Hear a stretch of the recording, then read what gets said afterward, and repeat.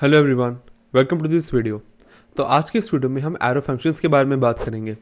Will see कि एक normal function और एरो फंक्शन को लिखने में क्या फ़र्क होता है and we'll do this with examples. तो चलते मेरे कंप्यूटर स्क्रीन पर और शुरू करते हैं। And as usual please make sure to check out the link in the description, जहाँ पे आज की वीडियो का कोड और नोट सारे गिवन होंगे। तो चलते हैं और शुरू करते हैं। तो गाइज एज यू नो मैं VS कोड यूज़ कर रहा हूँ एंड मैंने VS कोड को यूज़ कर एक बेसिक सा टेम्पलेट बना रखा है। ये मेरी script.js फाइल है एंड मैंने कंसोल ओपन कर रखा है जहाँ पे आप इसका आउटपुट देख पाएंगे। तो चलते हैं एरो फंक्शंस के बारे में सीखना शुरू करते हैं। ना सबसे पहला क्वेश्चन कि एरो फंक्शंस क्यों बनाए गए। सी मैंने आपको लास्ट वीडियो में बताया था कि जावास्क्रिप्ट में 3 टाइप के फंक्शंस हैं, function declaration, function expression and arrow functions. 3 type के नहीं बट 3 तरीके हैं जिससे आप फंक्शंस डिक्लेयर कर सकते हैं। अब फंक्शन तो फंक्शन ही है, चाहे वो जैसे भी लिखो, ये बस एक 3 डिफरेंट तरीके हैं फंक्शंस लिखने के। अब मैं आपको बताता हूँ एरो फंक्शंस कैसे लिखते हैं।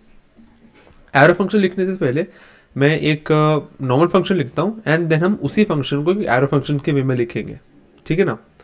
सो लेट अस अज्यूम कि कोई आपकी एक कैब हायरिंग या कैब रेंटिंग कंपनी है एंड आपको एक ऐसा फंक्शन लिखना है जिसमें एक पैरामीटर होगा डेज, जो आपको बताएगा कि किसी ने आपकी कार कितने दिन के लिए रेंट आउट करी एंड आपको टोटल बिल बताना है। एंड लेट्स से कि आपका जो रेट है वो 150 रुपीज़ पर डे का रेंट है एंड आपको टोटल बिल लॉग आउट करना है, आई मीन रिटर्न करना है। तो अब उसको कैसे लिखोगे? पहले हम इसको एक नॉर्मल फंक्शन वे में लिखते हैं, ठीक है ना। चलिए हम लिखेंगे फंक्शन, मैं फंक्शन का नाम दे देता हूँ टोटल बिल एंड इसमें एक पैरामीटर रहेगा डेज कि भाई कितने दिन के लिए वो कैब रेंट की गई एंड आपको रिटर्न क्या करना है, डेज इंटू 150, क्योंकि पर दिन का रेंट 150 रुपीज़ है। अब हम इसको लॉग कर लेते हैं आउटपुट और इसके अंदर मैं टोटल बिल फंक्शन कॉल करता हूँ एंड लेट से हमने 10 डेज का इनपुट दिया तो आउटपुट आएगा 1500, that is very obvious. 10 into 150 that is 1500। चलिए ये तो एक तरीका हो गया कि हम एक नॉर्मल फंक्शन में कैसे लिखते हैं। अब इसी को एरो फंक्शन में लिखते हैं। अब एरो फंक्शन लिखने का क्या सिंटैक्स है? जैसे मैंने आपको लास्ट वीडियो में बताया था कि फंक्शन एक्सप्रेशन कैसे लिखते हैं कि आप पूरे फंक्शन को एक वेरिएबल में स्टोर करते हैं। सेम चीज़ एरो फंक्शन में भी है, but as the word says arrow, उसमें एक एरो आता है। वो कैसे आता है?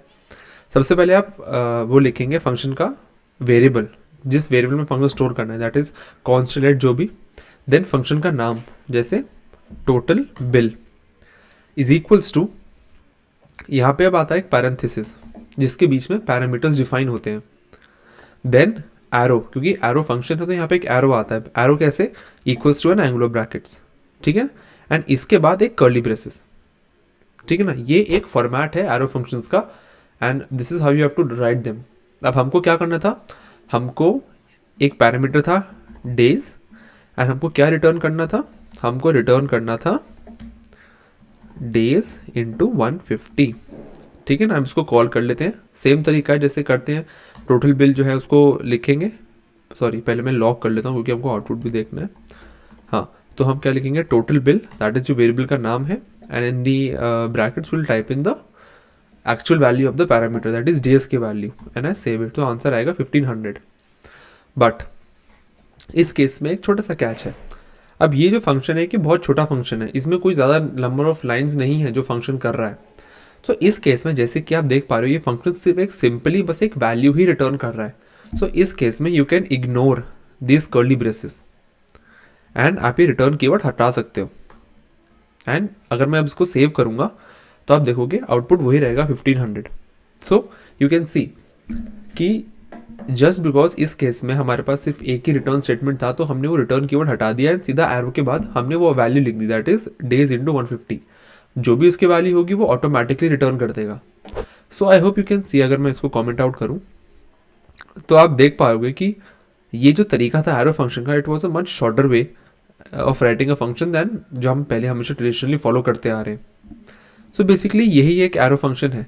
एंड बेसिकली देखिए फंक्शन तो सारे ही सेम है, बट आपको बस पता इसलिए होना चाहिए क्योंकि अगर आप लेट से आप कोई किसी का कोड पढ़ रहे हो या फिर कभी एनी टाइम अगर आप नेट पे कोई कोड देख रहे हो, कुछ भी कर रहे हो, यहाँ पे एक एरो फंक्शन है, so you should not be like अरे ये तो कुछ नई चीज़ है तो हमको आता ही नहीं जावास्क्रिप्ट में। ऐसा नहीं है, ये बस एक नॉर्मल फंक्शन ही है, बस लिखने का तरीके अलग अलग है। अब जैसे कि अब मैं आपको एक सिचुएशन देता हूँ, लेट्स से यही चीज़ है, हमको टोटल बिल कैलकुलेट करना है, बट उसमें छोटा सा कैच ये है, स्टार्टिंग के 2 दिनों के लिए रेंट है 150 rupees and then 100 rupees, and अगर 2 दिन से कम है तो 150 रुपीज़ तो रेंट है ही, एंड आपको भी ये कोड करना है लेट्स से एरो फंक्शंस में। व्हाट विल यू डू, हम उसका फंक्शन लिखते हैं। चलिए हम लिखेंगे const total bill is equals to function, इसमें आएगा आपका parameter days, then arrow, and अब इस केस में आपको कर्ली ब्रेसेस लगाने पड़ेंगे क्योंकि यहाँ पे अब आपको थोड़ी प्रोसेसिंग करनी है। It's not a single line function कि आप कर्ली ब्रेसेस हटा दो एंड सिर्फ एरो करके वैल्यू लिख दो रिटर्न हो जाएगी, नहीं, यहाँ पे हम अपनी प्रोसेसिंग करेंगे। That if days is greater than 2 then हम एक वेरिएबल भी डिफाइन कर देते हैं कि that let bill is equals to 0। हम लिखेंगे if days is greater than 2 bill plus is equals to 2 into 150, क्योंकि स्टार्टिंग के 2 दिनों का रेंट 150 है, प्लस डेज -2 की और बाकी के दिनों का 100 है, ठीक है ना। एल्स कि भाई अगर डेज 2 से कम है then bill plus is equals to days into 150, कि भाई अगर डेज 2 से कम है तो रेंट 150 है, and then we have to return, क्या हमको रिटर्न करना है, we have to return, let's एक स्ट्रिंग रिटर्न करते हैं, total bill is, and let's say मैं यहाँ पे अब इसकी बिल की वैल्यू रिटर्न कर देता हूँ, ठीक है ना। तो चलिए अब इस फंक्शन को कॉल करते हैं। मैं लिखता हूँ टोटल बिल, अगेन मैं भूल गया console.log भी करना है, मैं लिखता हूँ total bill, and let's say मैं 3 दिनों का बिल कैलकुलेट करना चाह रहा हूँ। सो यहाँ पे आप देखेंगे इसका आउटपुट आएगा टोटल बिल इज 400। वो कैसे आया कि नंबर ऑफ डेज 3 थे, स्टार्टिंग के दोनों का रेंट 150 रुपये पर दिन है, तो 300 plus third day onwards 100 two plus 100 that is equals to 400। So अब यहाँ पे आप ये कर्ली ब्रेसेस इग्नोर नहीं कर सकते थे। वो क्यों, क्योंकि यहाँ पे आपकी प्रोसेसिंग है, आप सिंगल लाइनर फंक्शन नहीं है। Just like in normal function, जिसमें मैंने आपको बताया था कि पैरामीटर्स की कोई लिमिट नहीं है, जितने चाहे पैरामीटर्स लिखो उतने लिख सकते हो, सेम चीज़ यहाँ पे है। अब लेट्स से यहाँ पे एक छोटा सा एडिशन में ये करता हूँ कि फंक्शन में एक और पैरामीटर रहेगा नेम, एंड हमको आउटपुट करना है कि दैट उस name, for example Tanishk, so Tanishk total bill is, जो भी हमने बिल कैलकुलेट किया है वो कैसे होगा, that is also very easy. मैं इसको कॉमेंट आउट कर देता हूँ, let me just copy paste it लो। तो यहाँ पे अब हमारे पास एक और वेरिएबल है नेम, एंड हमको बस क्या आउटपुट करना है, हमको करना है name apostrophe S Tanishk total bill is, जो हम तो बिल कैलकुलेट कर ही रहे हैं, एंड यहाँ पे हमको एक वेरिएबल भी पास करना होगा, let's say John, and I give it a run. अब आया John's total bill is 400। Very easy. जैसे अगर आपको बस फंक्शंस समझ आते हैं कि फंक्शन कैसे करते हैं, किस तरीके से पैरामीटर्स के साथ आप खेल सकते हैं, तो चाहे एरो फंक्शन हो, चाहे वो फंक्शन एक्सप्रेशन हो, एवरीथिंग इज़ वेरी इजी। आपको तुरंत देखते ही समझ आ जाएगा, बस लिखने का फ़र्क है।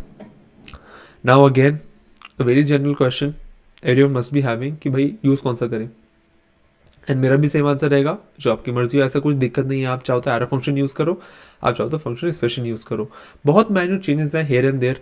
फॉर एग्जांपल जैसे कि जो फंक्शन आपको जो एरो फंक्शन होता है, this arrow function doesn't have a this keyword.